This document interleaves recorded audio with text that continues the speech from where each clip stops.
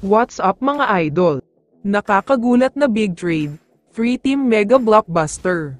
Pero bago mo sana ipagpatuloy ang panonood mo, ay huwag mong kalimutan na mag-subscribe bilang suporta sa aking YouTube channel. Maraming salamat idol.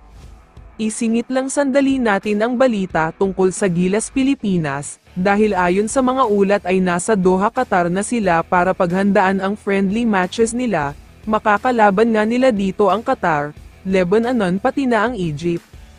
Pero syempre ang pinaka-pinaghahandaan ng Gilas Pilipinas ay ang FIBA Asia Cup Qualifiers.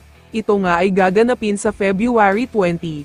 Ang makakalaban nila dito ay Chinese Taipei, at sa Feb 23 naman ay New Zealand.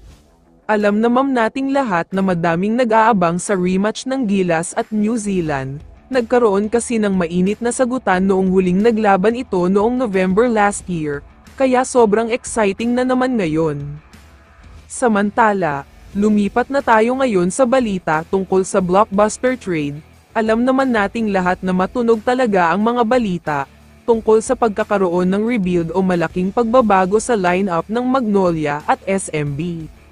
Para sa SMB, sobrang disappointed ang lahat matapos ang early exit nila ngayong conference. First time in 10 years nga na hindi sila nakapasok sa playoffs. Kaya gustong-gusto na daw talaga nilang mas lumakas pa sila.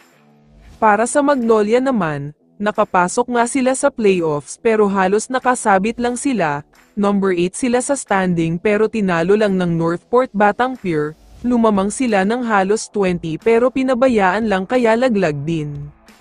Kaya naman para sa Magnolia, bibitawan daw nila itong si Ian Sanggalang, para magkaroon naman ng bagong player. Kukunin daw nila itong si Isa Akgo, at makakakuha pa sila ng karagdagang first round pick mula sa Hinebra. Ang SMB naman ay makukuha itong si Sanggalang, dahil sa nakikita daw nila ay magandang combination sila ni Junmar Fajardo, parehong may post-up game pero may shooting sa perimeter, kaya good tandem daw. Si Tautua naman ay mapupunta sa Barangay Hinebra. Plano daw kasi ni Coach Tim na mas palakasin pa ang lineup nila, para kahit papaano ay mas makipagsabayan na sila sa powerhouse teams tulad ng TNT at SMB. Si Tautua na lang daw ang missing piece sa lineup nila, kapag nakuha nga daw siya ng Hinebra ay siguradong minimum of semis of finals na ang maaabot nila kada conference, kaya naman sobrang sulit ang blockbuster trade na ito. Kaya naman kung ikaw ang tatanungin idol, ano ang masasabi mo sa balitang ito? I-comment mo naman ang sagot mo sa tanong na ito. So dito na nagtatapos ang video na ito. Maraming salamat sa pagsuporta at panonood mga idol. Ingat at bye-bye.